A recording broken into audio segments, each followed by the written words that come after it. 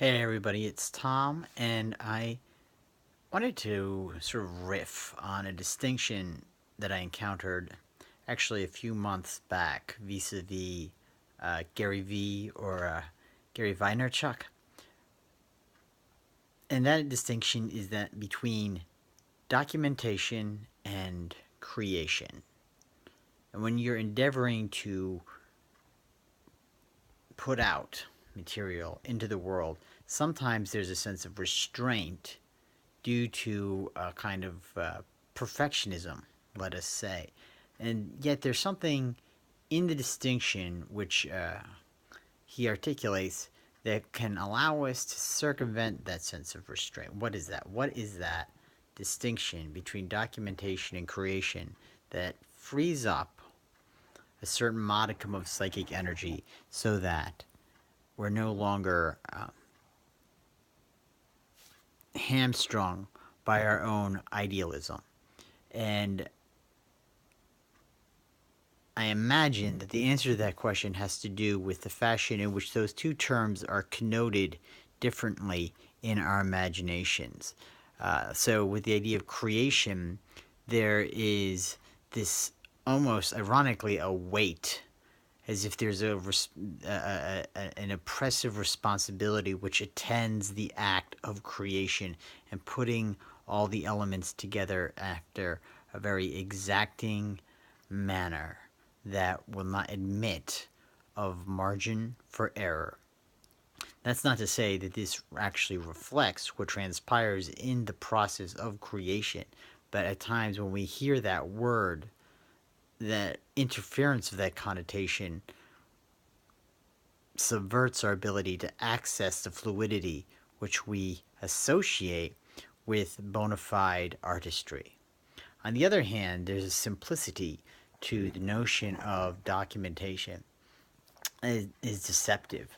All of a sudden, we feel as if we have a weight lifted from our shoulders in virtue of the circumstance that we are no longer as singular agents putting material out into the world and having to sort of export or transmit all this energy, which can be just so fatiguing. No, instead, we're simply allowing reality to unfold for us. I say it's deceptive, but it's deceptive in a positive way because it conceals the circumstance that even in mere documentation, there is a powerful creative trajectory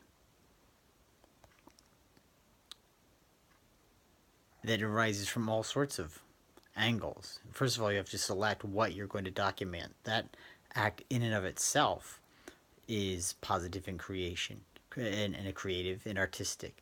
And then the manner in which you interact allows for a kind of revelation that is also consonant with artistry. The other thing that happens is that there is a breakdown of this divide between the self and the other, between me and reality. In the act of documentation, there's a kind of co-creativity which instills what emerges from that interaction with a kind of power that may not always be accessible when you only have a single agent involved. And as I say that, I'm actually drawn upon a reflection of Descartes, who made an assertion that does have a certain power to it. And his assertion was that there's something about the work of a singular mind that enables a harmony that may not apparently derive from collaborative efforts. And I'm sympathetic with that analysis because I'm speaking, I realize that it ultimately founders because the subject, the singular person, is inevitably connected with a social matrix that is precisely what enables them to be creative and to do what they're going to do qua individuals. And that, you see, there's a tension you have to hold on to both sides of those poles. And I could go on from there. So, but it was an interesting distinction, a powerful distinction, and it's one of which I'm going to try and make some avail in the future. But I just thought, as an initial post here on Instagram, though I'm going to put this up in other places as well, it may merit some reflection. So there you go. This has been Tom, and hope you're all doing all right out there, and I'll talk to you later.